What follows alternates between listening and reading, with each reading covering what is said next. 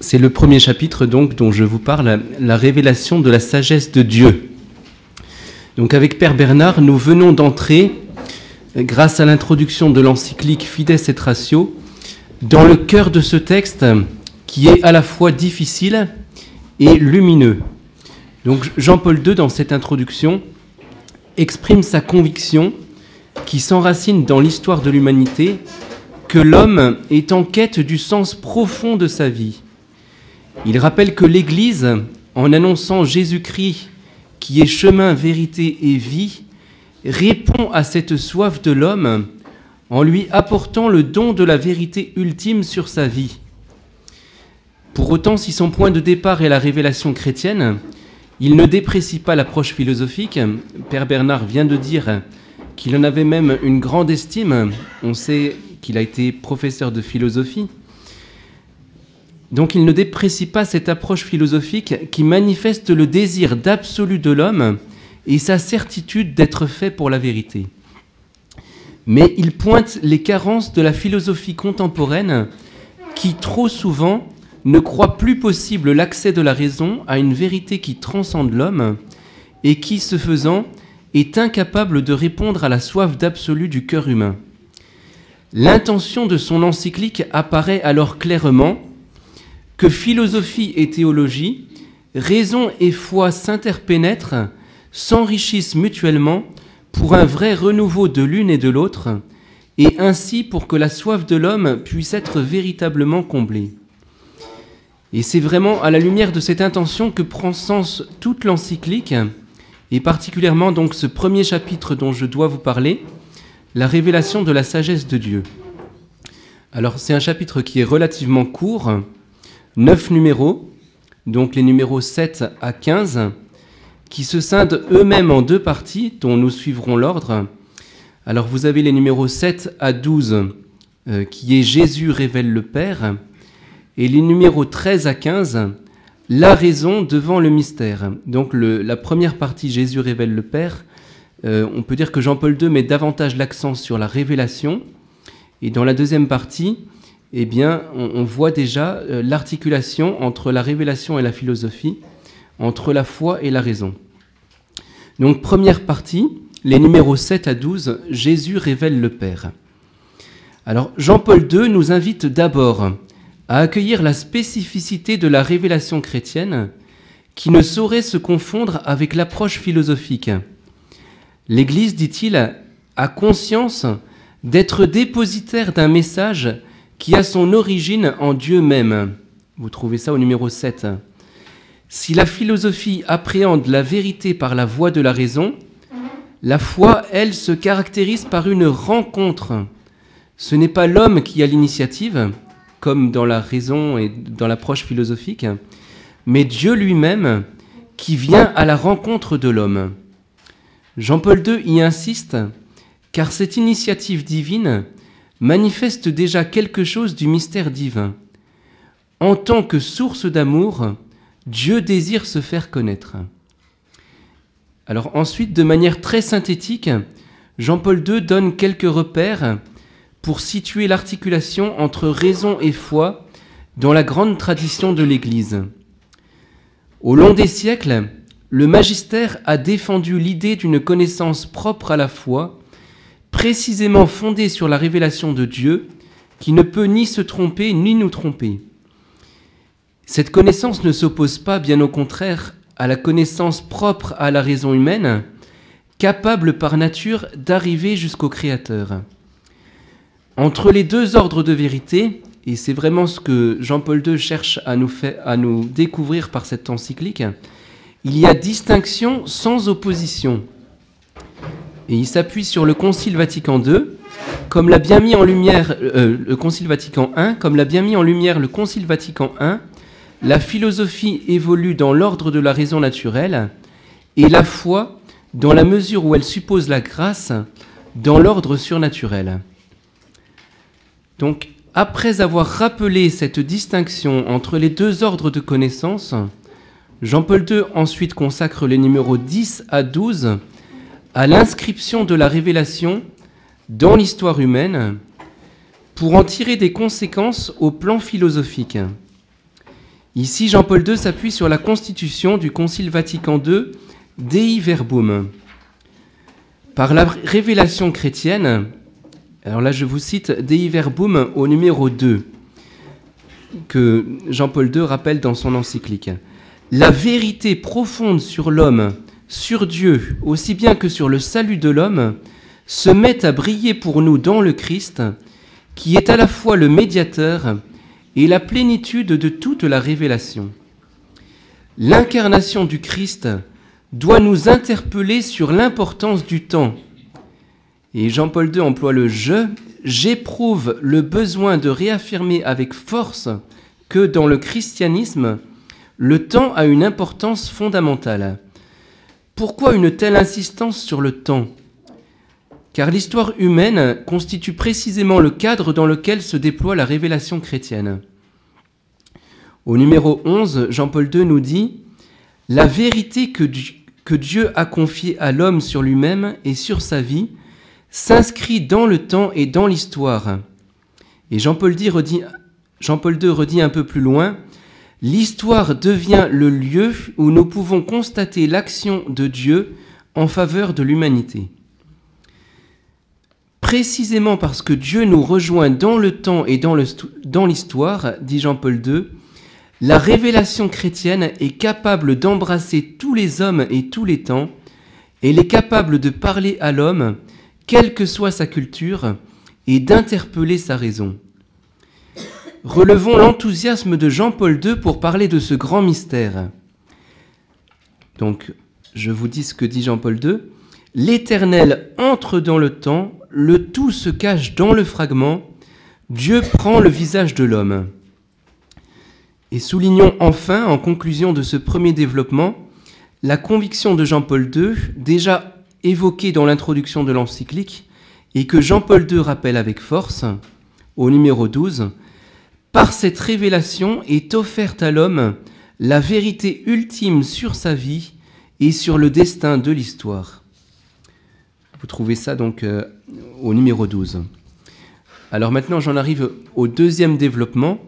Donc, la raison devant le mystère. C'est les numéros 13 à 15 de l'encyclique. Alors, le numéro 13 est sans doute le plus difficile et le plus dense de ce premier chapitre.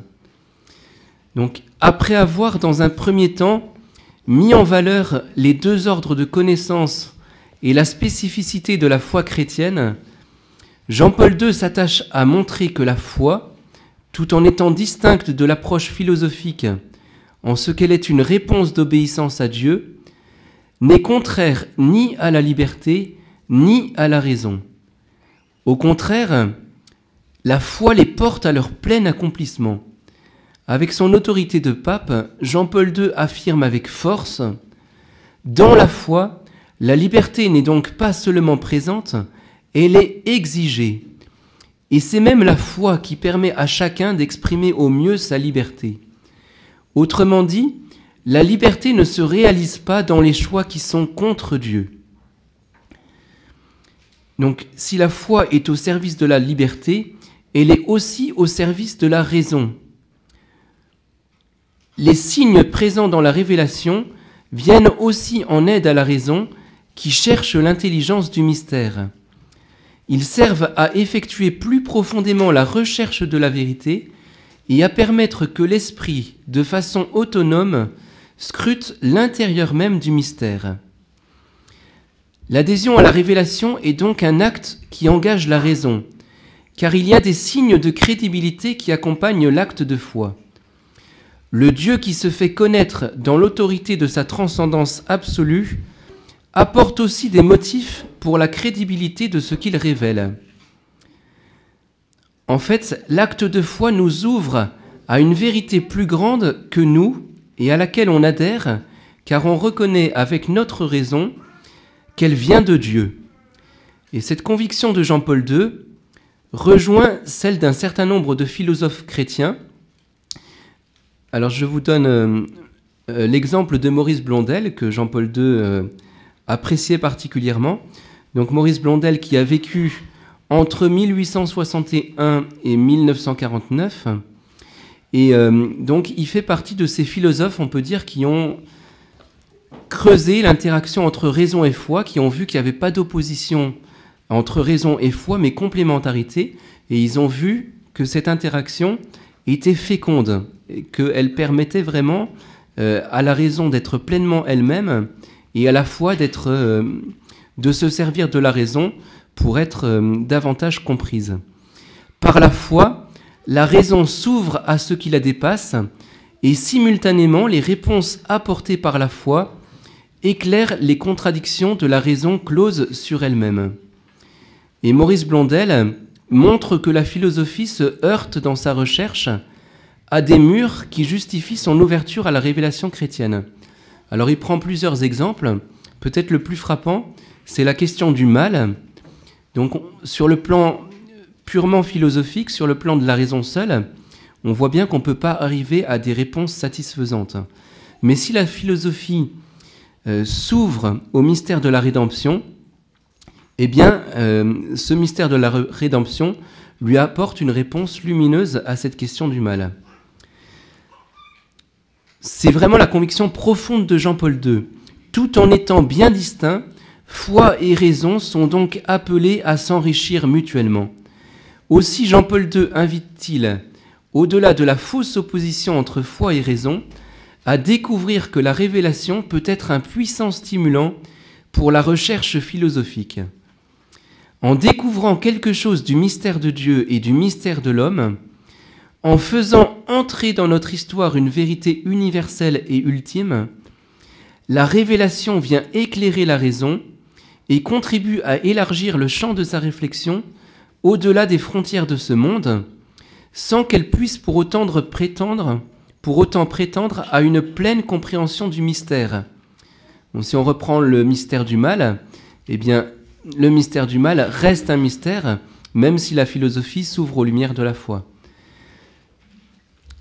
Entre l'abdication de la raison face à toute vérité transcendant ce monde, et on peut dire que ici Jean-Paul II vise la philosophie contemporaine qui malheureusement rejette facilement la métaphysique.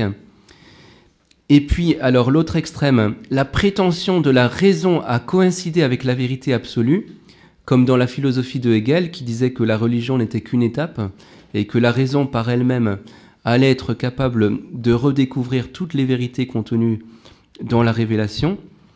Eh bien, Jean-Paul II ouvre une troisième fois et l'encourage avec conviction. En effet, en ouvrant à la transcendance, la révélation chrétienne ouvre par le fait même à la pleine vérité sur l'homme.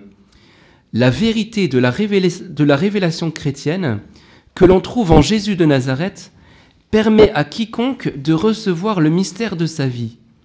Comme vérité suprême, tout en respectant l'autonomie de la créature et sa liberté, elle l'engage à s'ouvrir à la transcendance.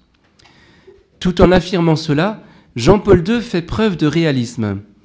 Il sait que l'homme moderne, alors là je vous cite Jean-Paul II, avance parmi les conditionnements de la mentalité immanentiste. Alors la mentalité immanentiste, ça veut dire celle qui est enfermée dans ce monde, au lieu d'être reliée à Dieu, qui voit que la position horizontale de l'homme sans voir sa position verticale, le fait qu'il est relié à Dieu.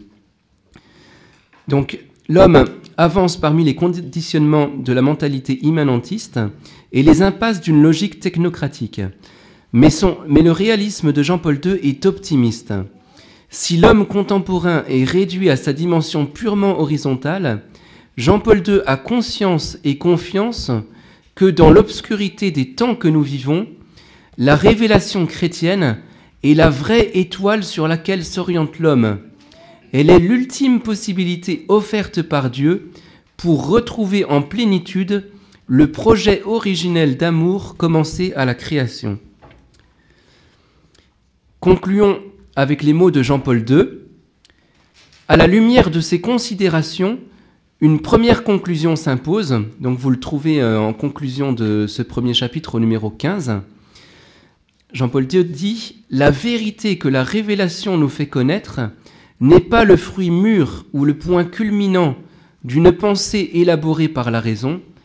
Elle se présente au contraire avec la caractéristique de la gratuité, elle engendre une réflexion et elle demande à être accueillie comme expression d'amour. Quel souffle et quelle profondeur dans ces mots de Jean-Paul II. Donc au terme de ce chapitre, Jean-Paul II nous invite à découvrir la spécificité de la foi dans l'amour. Amour de Dieu qui se donne, amour de la créature qui est appelée à accueillir en retour ce don de Dieu. Et cet accueil qui implique l'obéissance de la foi, loin de s'opposer à la liberté et à la raison de l'homme, les porte à leur plein épanouissement, puisque Dieu est tout à la fois amour, liberté et vérité absolue, et que l'homme ne trouve son véritable bonheur qu'en imitant son Créateur.